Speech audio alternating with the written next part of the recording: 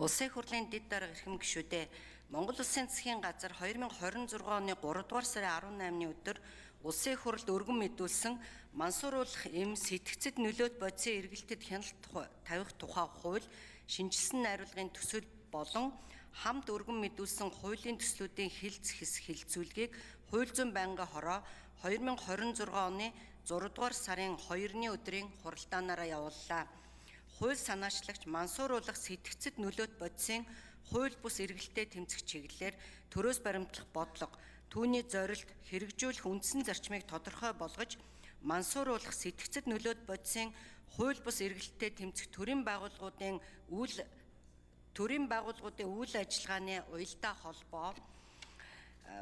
нэгдмэл байдлыг хангах, мансууруулах сэтгцэд нөлөөт бодистой холбоотой гэмт хэрэг зөрчлөөс урьдчилан сэргийлэх, олон нийт, ялангуяа хүүхэд залуучуудад мансууруулах сэтгцэд нөлөөт бодисын хор хөнөөлийн талаар таниулах эрх зүйн орчныг боловсронгуй болгон, мансууруулах сэтгцэд нөлөөт бодисын хор уршигын талаар олон нийтийг соён гэгэрүүлэх, урьдчилан сэргийлэх, мансуурах донтой хүнд олон улсын сайн жишгт нийцсэн эрүүл мэнд, сэтгэц, нийгмийн сэргээн засах, нийгэм хамгааллын тусламж үйлчилгээ үзүүлэх,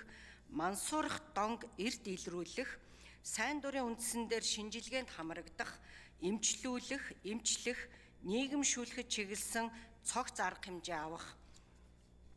мансууруулах сэтгцэд нөлөөт бодисын хууль бус эргэлттэй холбоотой гэмт хэргийн шалтгаан, нөхцөл, гэмт хэрэг үйлдэгдсэн байдлыг судлан үзэж, гэмт этгээдэд хүлээлгэх хариуцлагыг мансууруулах сэтгцэд нөлөөт бодисын хэмжээ, үйлчлэл болон бусад объектив талыг харгалзан ялгамжтай тогтоож, ял шийтгэлийн бодлогыг эрүүгийн хуульд заасан шударга ёсны зарчимд нийцсэн ялгамжтай байх зэрэг зохицуултыг тусган хуулийн төслийг боловсруулжээ. Хуулийн төслийн зардлын тооцоогоор хүний нөөцийн зардалд 454 сая 743 мянга 795 төгрөг, байгууллагын үйл ажиллагааны бодит чадах, техник тоног төхөөрөмж, хэрэглэгт хүн, дэд бүтцийн зардал 8 тэрбум 113 сая 657 мянга 200 төгрөг шаардлагатай гэж хууль санаачлагч үзсэн бөгөөд хуулийн төслийг дэд парламент ЦГМ захим сайтад байршуулж иргэд олон нийтэд саналыг авч байгаа болно. Байнгын хорын оны хуралдаанаар хуулийн төслийг хилцэх үед улсын хурлын гишүүн сайн зориг, энэ төрлийн гэмт хэрэгт холбогдогчдын насны сегмент, тоон мэдээлэл, хилийн тагнуулын албыг тагнуулын ерөнхий газраас хил хамгаалах ерөнхий газар шилжүүлэх талаарх засгийн газрын байр суурь, мансууруулах эм сэтгцэд нөлөөт бодисын үндэсний жагсаалттай болох хэсэг, байгалийн гаралтай болон синтетик лабораторийн аргаар гаргаж авсан мансууруулах бодисын ял хариуцлагын бодлогыг ялгамжтай тогтоосон эсэх,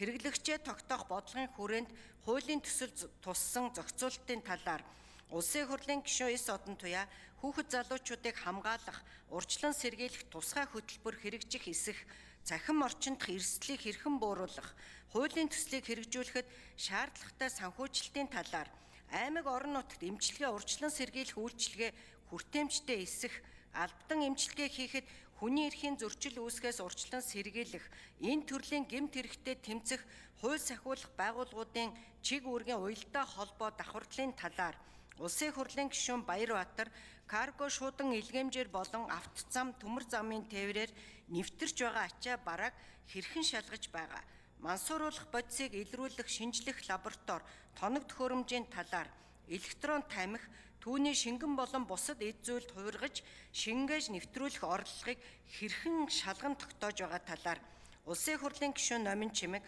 донтолтын эсрэг сэргээн засах, нөхөн сэргээх эмчилгээ хөтөлбөрийг олон улсын туршлагад нийцүүлж нэвтрүүлэх талаар улсын хурлын гишүүн Баасан Жаргал мансууруулах эм сэтгцэд нөлөөт бодисыг худалдан борлуулж түгээж байгаа этгээдүүдэд баримтлах ялын бодлого, донтолттой тэмцэх, албадан эмчлэх арга барилыг зөв ойлгуулж таниулах, өсвөр насны хэрэглэгч хүүхдийн талаарх зохицуултыг холбогдох хуулиудтай уялдуулсан эсэх, улсын хурлын гишүүн Наран Туяа Нара хуулийн төслийг боловсруулахад донтох эмгэгтэй иргэдийн сэтгэл зүйн асуудлыг судалсан эсэх, улсын хурлын гишүүн Дээд Цогтбаатар хууль сахиулах, хэрэгжүүлэх цагдаагийн байгууллагын дотоод хяналтын зохицуултыг хуулийн төсөлд тусгасан эсэх, Хилээр орж ирж байгаа мансууруулах эм сэтгцэд нөлөөт бодисын хувь хэмжээний талаар тус асуулт асууж хариулт авсан. Мөн хуулийн төсөлтөй холбогдуулан улсын их хурлын гишүүн сайн зориг донтолтой тэмцэх сангийн зарцуулалтыг зориултын дагуу зарцуулах эрхийг олгох, хууль сахиулах байгууллагуудын ажлын уялдаа холбоо бүтэц чиг үүргийг эргэн харах зүйтэй талаар улсын их хурлын гишүүн Наран Туяанаараа энэ төрлийн гэмт хэрэгтэд тэмцэх туршлагатай улс орнуудтай хамтран ажиллах, туршлах, судлах, улсын их хурлын гишүүн Эрдэнэ бод хуулийг хэрэгжүүлэх байгууллагуудын уялдаа холбоог хангах, нэгдсэн мэдээллийн сан, тоо бүртгэл, төсөв санхүү, хариуцлагын асуудлыг ил тодорхой тусгах, үндэсний аюулгүй байдлын үзэл баримтлалд нийцүүлэх, мөн улсын их хурлын гишүүн Дээд Цогтбаатар төрийн байгууллагуудын дотоод хяналтын асуудлыг анхаарах, энэ төрлийн гэмт хэргийг илрүүлэхэд төлбөрийн шилжүүлгийг мөшгөж хяналттай авах зүйтэй талаар тус үг хэлсэн болно.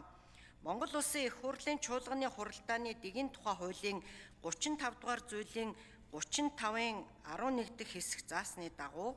мансууруулах эм сэтгцэд нөлөөт бодисын эргэлтэд хяналт тавих тухай хууль шинжилсэн найруулгын төсөл болон хамт өргөн мэдүүлсийн хуулийн төслүүдээр санал хураалт явуулахад байнгын хуралдаанд оролцсон гишүүдийн олонх буюу 52.6% нь үзэл баримтлалын хүрээнд хилцэхийг дэмжиж чуулганы нэгдсэн хуралдаанаар хэлэлцүүлэх зүйтэй гэж үздсэн болно. Улсын их хурлын эрхэм гишүүдээ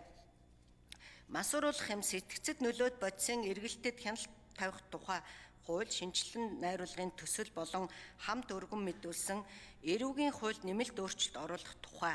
эрүүгийн хэрэг хинэн шийдвэрлэх тухай хуульд нэмэлт өөрчлөлт оруулах тухай, зөрчлийн тухай хуульд нэмэлт өөрчлөлт оруулах тухай, зөрчил шалганд шийдвэрлэх тухай хуульд нэмэлт өөрчлөлт оруулах тухай, зөвшөөрлийн тухай хуульд нэмэлт өөрчлөлт оруулах тухай, эм эмнэлгийн хэрэгслийн тухай хуульд нэмэлт өөрчлөлт оруулах тухай, эрүүл мэндийн тухай хуульд өөрчлөлт оруулах тухай, мал амтны эмт хижээлийн нэмэлтийн тухай хуульд нэмэлт өөрчлөлт оруулах тухай, гэр чохирогчийг хамгаалах тухай хуульд нэмэлт өөрчлөлт оруулах тухай, засгийн газрын тусгай сангийн тухай хуульд нэмэлт өөрчлөлт оруулах тухай, согтуурал хундааны эргэлтэд хяналт тавих, архитан согтуурах тэмцэх тухай хуульд өөрчлөлт оруулах тухай, гэмт хэрэг зөрчлөөс урьдчилан сэргийлэх тухай хуульд нэмэлт өөрчлөлт оруулах тухай, ажиллах хүчний шилжилт хөдөлгөөний тухай хуульд өөрчлөлт оруулах тухай, байгалийн ургамлын тухай хуульд өөрчлөлт оруулах тухай, гайлын тухай хуульд өөрчлөлт оруулах тухай, гадаадын иргэний эрх зүйн байдлын тухай хуульд өөрчлөлт оруулах тухай, гүйцэтгэх ажлын тухай хуульд өөрчлөлт оруулах тухай, гэр бүлийн тухай хуульд өөрчлөлт оруулах тухай, жагсаалт цуглаан хийх журмын тухай хуульд өөрчлөлт оруулах тухай, жолоочийн даатгалын тухай хуульд өөрчлөлт оруулах тухай, залуучуудын хөгжлийг дэмжих тухай хуульд өөрчлөлт оруулах тухай, зар сурталчилгааны тухай хуульд нэмэлт өөрчлөлт оруулах тухай, ирээдүйн өв сангийн тухай хуульд өөрчлөлт оруулах тухай, Монгол улсын төрийн ордны тухай хуульд өөрчлөлт оруулах тухай, нотариатын тухай хуульд өөрчлөлт оруулах тухай, согтууруулах хундаа хэтрүүлэн хэрэгсэн этгээдийг албатан эрүүлжүүлэх тухай хуульд өөрчлөлт оруулах тухай, сэжигтэн яллагдагчийг баривчлах, цагтан хорих шийдвэрийг биелүүлэх тухай хуульд өөрчлөлт оруулах тухай, тагнуулын байгууллагын тухай хуульд өөрчлөлт оруулах тухай, усан зам тээврийн тухай хуульд өөрчлөлт оруулах тухай, харьяатын тухай хуульд өөрчлөлт оруулах тухай, цагдаагийн албаны тухай хуульд өөрчлөлт оруулах тухай, цэргийн албан хаагчийн эд хөрөнгийн хариуцлагын тухай хуульд өөрчлөлт оруулах тухай, шуудангийн тухай хуульд өөрчлөлт оруулах тухай, шүүхийн шийдвэр гүйцэтгэх тухай хуульд өөрчлөлт оруулах тухай, тариалангийн тухай хуульд өөрчлөлт оруулах тухай, мансууруулах эм сэтгцэд нөлөөт бодисын эргэлтэд хянах тавих тухай хуулийг хүчингүй болсон тооцох тухай, мансууруулах эм сэтгцэд нөлөөт бодисын эргэлтэд хяналт тавих тухай хуулийн шинжилсэн найруулгыг дагаж мөрдөх журмын тухай, эрүүгийн хуульд нэмэлт өөрчлөлт оруулах тухай хуулийг дагаж мөрдөх журмын тухай, эрүүгийн хэрэг хянан шийдвэрлэх тухай хуульд нэмэлт өөрчлөлт оруулах тухай хуулийг дагаж мөрдөх журмын тухай, зөрчлийн тухай хуульд нэмэлт өөрчлөлт оруулах тухай хуулийг дагаж мөрдөх журмын тухай, зөрчил шалган шийдвэрлэх тухай хуульд нэмэлт өөрчлөлт оруулах тухай хуулийг дагаж мөрдөх журмын тухай хуулийн төслүүдийн хэлцэх хэс хэлэлцүүлгийг явуулсан талаарх хууль зүйн байнгын хорооны санал дүгнэлтийг шилжсэн шийдвэрлэж өгөхийг та бүхнээс хүсье. Анхаарал тавьсанд баярлалаа.